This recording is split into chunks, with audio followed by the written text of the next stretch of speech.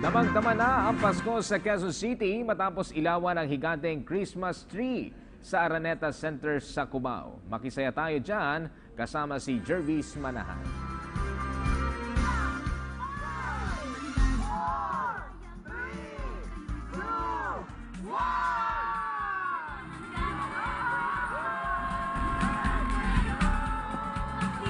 Damang-dama na ang Pasko sa Cubao, Quezon City nang ilawan ang kanilang higanteng Christmas tree. Kasabay ng pag-iilaw, nagliwanag din ang madilim na langit dahil sa mahigit 20 minutong fireworks display.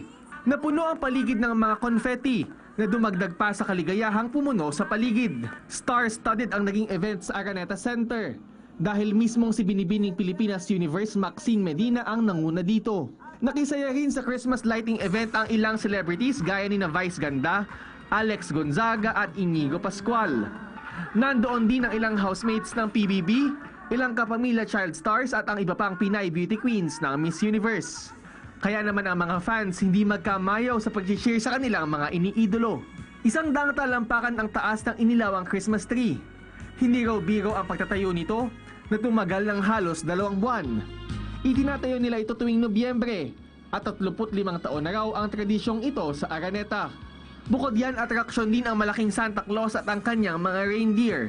Mahigit 1 buwan pa bago ang Pasko, pero ang mga fans na dumalo, damang-dama na ang ligayang dala ng panahong ito. Pero syempre, hindi naman mawawala ang tunay na diwa ng Pasko na pagtutulungan. Dahil diyan nagpaabot ng tulong ang pamunuan ng Araneta Center sa mga bata ng He Cares Foundation. Kahit na maraming problema ang bansa, minsan sa isang taon tila nakakalimutan ang mga ito. Dahil tuwing sumasapit ang Pasko, sumasaya ang lahat dahil sa paalalang isinilang na ang Panginoong Hesukristo. Para sa PTV News, Jervis Manahan.